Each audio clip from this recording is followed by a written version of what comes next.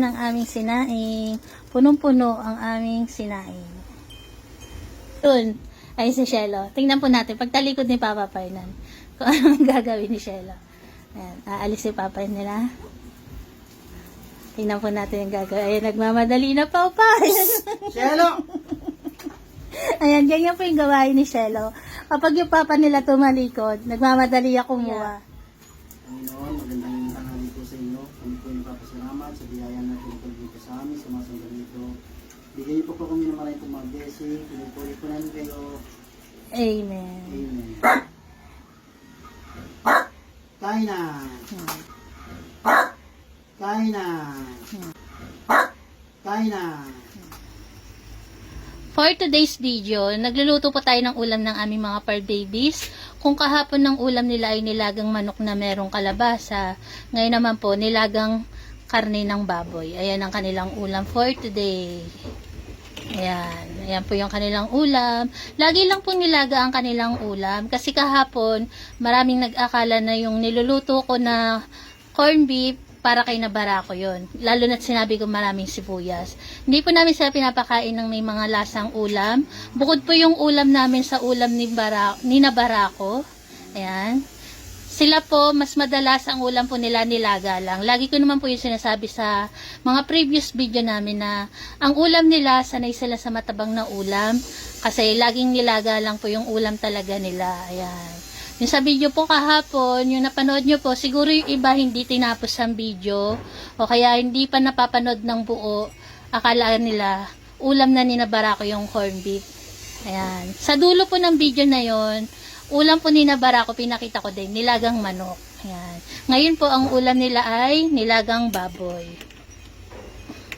Ayan. Kanina pa to kumukulo kasi puno yung tubig din to ngayon nabawasan na. Pero maya-maya ako nalalagay yung gulay kasi yung gulay na repolyo, madali naman siyang maluto. Nagugutom na si Shelo ko Oh, baby! Gutom na si Bibing Liit. Oh, gutom na si Bibing Liit oh. Nakaabang na po si Shelo. Hintay-hintay lang, Bibi ha. Hintay-hintay lang, maya-maya. Maaga pa naman Ito na po yung aking mga customer oh. Mga naghihintay na, lalo na si Bibing Liit oh. Gutom na si Bibing Liit. Sagot muna kung gutom na. Gutom na ba? Bibi, laksan mo yung sagot mo. Ba't walang boses? Nagugutom na po siya, walang boses Bibi. Bibing Liit? Ano? Gutom ka na ba? Oh, gutom na daw po siya. Mamaya, malapit na maluto yung ulam nyo. Malapit na to. Tingnan nyo po yung aming sinaing. Sobrang dami. Ayan ang aming sinaing. Punong-puno ang aming sinaing. Ayan. Tapos, ito naman po yung magiging ulam namin ni Fernan. Isisigang ko siya sa puso ng saging. Sinigang na bangos sa puso ng saging. Ayan po, binukod ko na. Hinuli ko na po itong ipakita kasi baka mamaya maisip po ng iba na ulam na naman ito ni Nabarako. Kasi may sibuyas na naman. Ulam po namin ito ni Fernan. Ang ulam po ni Nabarako, eto niluluto ko pa lang. Lalagay ko na nga pala yung repolyo sa ulam nila.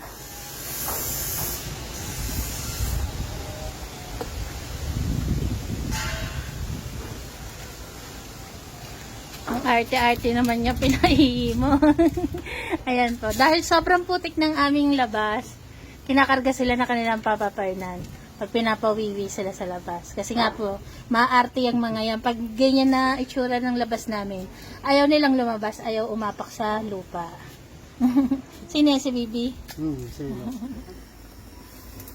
Ayan, lutong-luto na po to yung baboy nila. Kasi makita po natin, kumunti na yung tubig, nakasaling na rin ako ng panibagong tubig. Ayan po yung kanilang ulam. Bili kanina ng kanilang Papa Fernan. Ayan, marami po yan. 1 kilo mahigit. Parang 1 1/4. Ayan. Ayan ang kanilang ulam. Tapos, ilalagay na po natin ng gulay na repolyo. Ayan naman po yung repolyo. Ngayon, ibubuhos na po natin yung repolyo.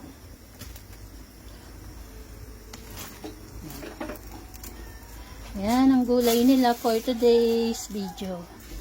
Ayan po ang ulam ng aming mga par babies. Ito na yung pinakahihintay ni Bibi Shelo. Sa kanang mga customer ko. Ayan na. Ayan. Okay na po yung pagkain nila. Isang palangganang pagkain. Kung mapapansin nyo po, maraming sabaw. Ganyan po talaga kami magpakain sa kanila. Marami talagang sabaw kasi para habang kumakain sila, parang nakakainom na rin sila ng tubig. Kasi yung ilan sa kanila, ang iba sa kanila, hindi mahilig uminom ng tubig. Kaya dyan pa lang sa pagkain nila, nakakainom na sila ng tubig. Pero marami po yan. Oh. Malaki yung planggana namin. Ayan, malaki po yung planggana. Tapos apaw pa siya. Ayan, marami po yan.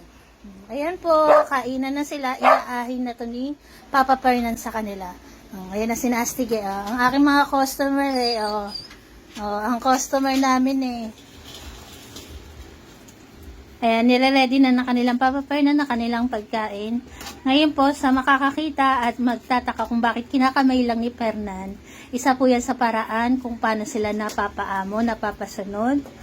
Kasi, mas maganda po gamitin ang kamay kaysa sa sandok. Malinis naman po yung kamay ni Papa Fernan. Ako lang naman gumagamit dito. Isa po yan, ulitin ko po, isa po yan sa paraan para sila mapasunod, mapaamo. Ang paggamit ng kamay kapag kumakain sila, yun po yun. Ayun po si Shelo. Sa tabi ng kanyang daddy, solo. Mapapansin niyo po yung kilos ni Shelo. Kapag lagi po yan nakabantay kay Papa Fernan. Ngayon, pag nakita niya si Papa Fernan nakatalikod, dudukot po yan doon sa mismong tapat ng inaano niya. Ayan, nakatalikod si Fernan. Ganyan yung Shelo. Pag tumalikod ang papa nila, dudukot yan. Kunyari, patalikod ka. Ayan na, tingnan niyo po, ayan na. Dudukot na nga. Kaya bago matapos mag-ayin si Papa Fernan, minsan si Shelo, busog na. Kakakupit. Ayan, kung makikita niyo po, parang wala na naman silang ulam, pero meron po yung ulam. Ayan, dumukot na ang Shelo pa, oh. Talaga naman si Shelo. Ayan po yung kanilang ulam. Nilagang baboy na merong ang tawag dito, repolyo. Ayan po yung kanilang ulam. Sa malayo lang po talaga kasi hindi siya halata pag malayo. Mando ka na. Maya uli ako mag-video pagkatapos mo mag-ahin. Hahaba kasi. Ayan, tapos na mag-ahin si Papa Fernan. Ngayon po si Shelo, ayun. Ayun si Shelo. Tingnan po natin, pagtalikod ni Papa Fernan, kung anong gagawin ni Shelo. Ayan, aalis si Papa nila. Tingnan po natin yung gagawin. Ayan, nagmamadali na pa. Shelo! Ayan, ganyan po yung gawain ni Shelo. Kapag yung papa nila tumalikod, nagmamadali ako kumuha. Dudukot agad siya. Titignan niya kung nakatingin papa niya. Oh. Bisa mo daw pa. Tingnan ko nakatingin siya. Basta oras na kainan, walang ginawa kundi Shelo. Kasi si Shelo po yung laging dumudukot. Naka-ready na si Papa Fernan. Naka-ready na si Kuya Barak para mag-pray. Barak, mag-pray muna. Shelo! Pray.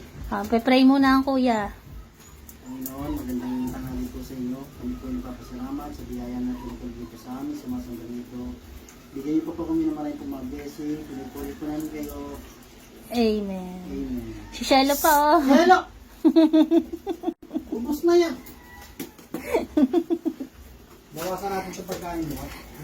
Oh, ang dami nang nadukot niyan doon. Dami mo na nakuha eh. Dami ng pagkain mo rito eh. Hindi tumulad sa iba eh, oh. Mga Dami babe yung pagkain iba eh. mo. Kaya nga. Mga toto eh. Lapit na, Shelo. Doon ka na sa pwesto mo. Shelo, lapit na kay Papa. Doon ka na sa pwesto mo. Maghintay lang, maghintay. Halika na rito. Shelo, halika na rito. Lapit na rito, lapit na. Maghintay lang.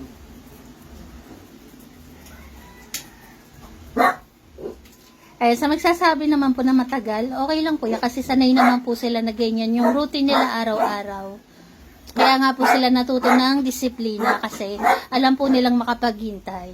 Kapar, dito ka.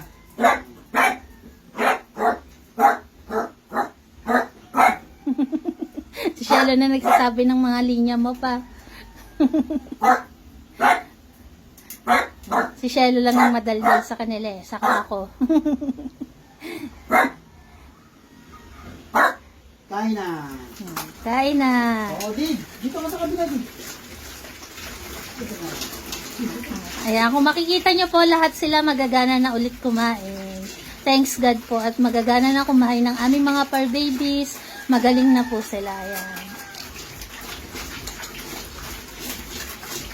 Si Shelo ko nandun sa sulok sa tabi ng pintuan.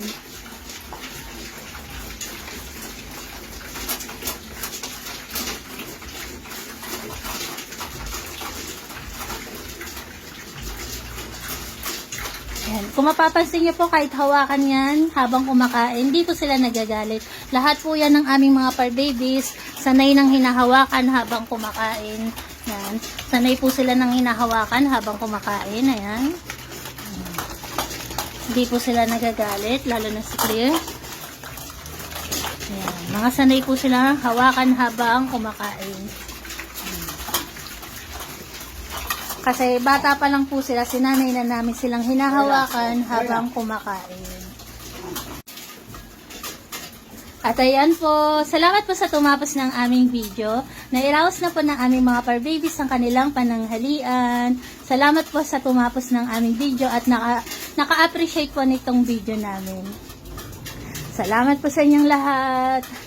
God bless po sa atin. Salamat po sa panonood sa aming mga video, kahit simple lang. Yan. Salamat po. Si Janelle na naman ang nahuli eh. Oh. Mabagal lang po talaga kumain si Janelle. Clear.